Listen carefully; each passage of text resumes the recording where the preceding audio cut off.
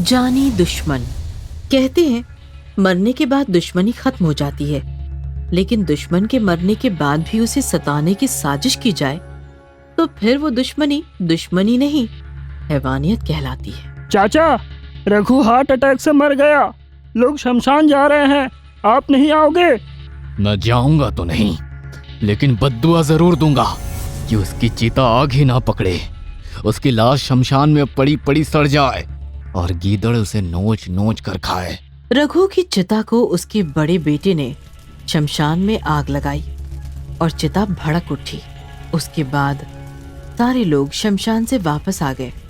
लोगों के लौटने के बाद रात के अंधेरे का फायदा उठाकर भानु चुपचाप शमशान पहुंचा। वहां रघु की चिता जल रही थी। मर गया, लेकिन मैं तुम्हें चैन से मरने भी नहीं दूंगा। मैं तुम्हें इतनी आसानी से मिट्टी में मिलने नहीं दूंगा। भानु ने जलती चिता पर काफी सारा पानी छोड़ा और रघु की चिता बुझा दी। रघु की बुझी हुई चिता के सामने खड़ा होकर भानु जोर जोर से हंसने लगा।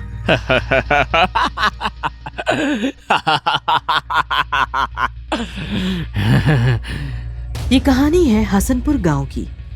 हसनपुर गांव में रघु और भानु नाम के दो पड़ोसी किसान रहते थे।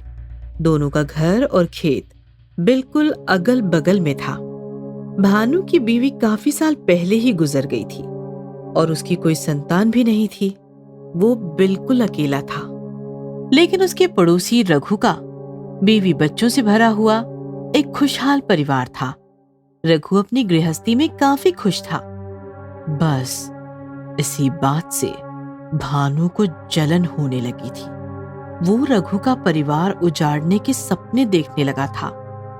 आधी रात में उठकर रघु के घर की तरफ मुंह करके बद्दुआएं देने लगा और छिप छिप कर रघु के घर की तरफ नींबू मिर्ची फेंकने लगा था। लेकिन इससे कोई फर्क नहीं पड़ा और रघु का घर हमेशा खुशियों से ही भरा रहा। एक दिन भानु अपने घर में आराम कर रहा था।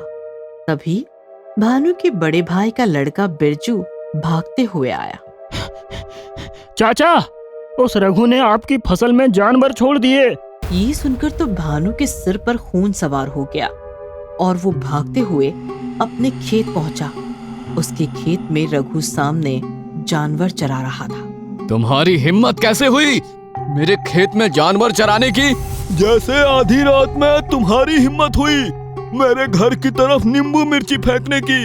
मैं अंधा नहीं हूँ। ये सुनकर भानु गुस्सा हो गया और रघु पर टूट पड़ा। लेकिन रघु भानु से भी ज्यादा ताकतवर था। उसने उल्टा रघु को काफी बुरी तरह पीटना शुरू किया। रघु के जानवरों ने भी भानु को काफी मारा और भानु काफी घायल हो गया।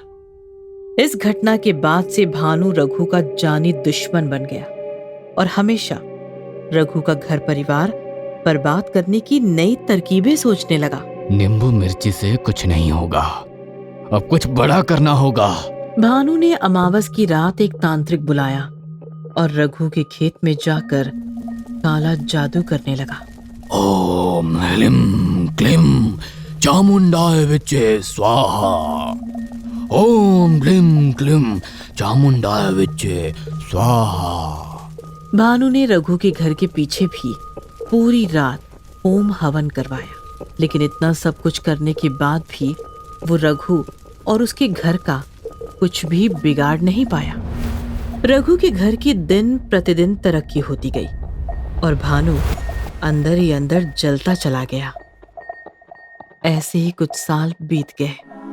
भानु अब थक चुका था कि तभी एक सुबह अचानक खबर आई कि हार्ट अटैक से रघु मर गया। उस दिन रघु के घर में मातम छाया हुआ था और भानु अपने घर में बैठकर उत्सव मना रहा था। उस दिन रघु की जलती चिता देखकर भी उसका मन नहीं भरा और वो शमशान जाकर जलती चिता बुझाकर चला आया। चिता बुझने की वजह से आधी रात में काफी सारे जंगली जानवर सूंघते हुए आए और रघु की आधी जली हुई लाश नोच नोच कर खा गए। आधी रात बीत चुकी थी दारू पीकर भानु अपने घर में सोया हुआ था कि तभी उसका दरवाजा किसी ने खटखटाया। भानु ने दरवाजा खोला तो सामने रघु का आधा जला हुआ भूत खड़ा था। भूत को देखकर भानु हंसने लगा। मुझे पता था तू जरूर आएगा। अब पता चला मुझसे दुश्मनी मोल लेने का अंजाम। तुझे ढंग से मरने भी नहीं दिया मैंने, भूत बनकर भटकता रहेगा। अब तुम्हें मुक्ति नहीं मिलने वाली। दुश्मनी मैंने नहीं, तूने शुरू की थी, लेकिन अब तू भी मेरा जानी दुश्मन बन गया है। मैं तुम्हें भी जिंदा नहीं रहने दूंगा।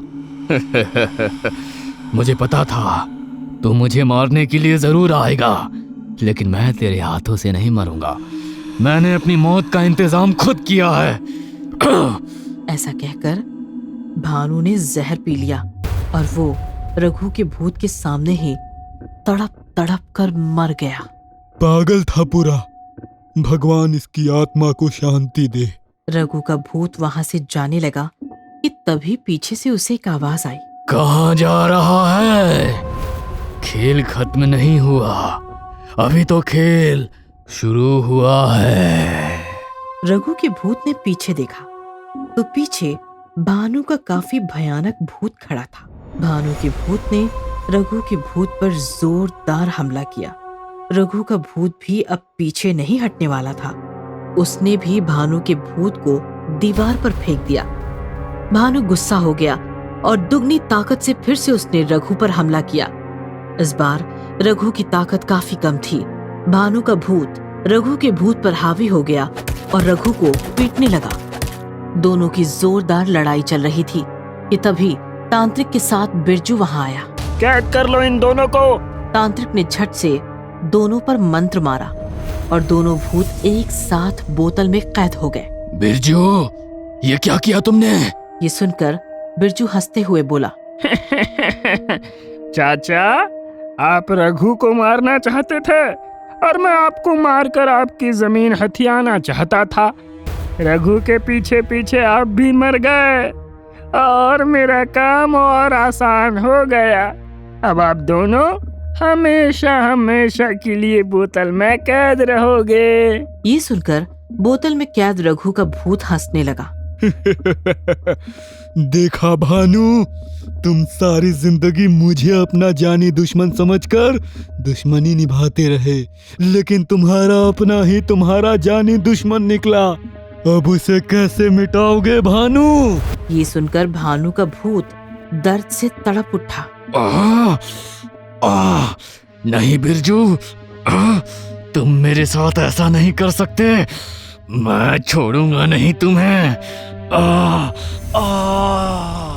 तांत्रिक ने झट से वो बोतल एक काली पोटली में डाल दी और बिरजू से मोटी रकम लेकर तांत्रिक जंगल की तरफ निकल गया।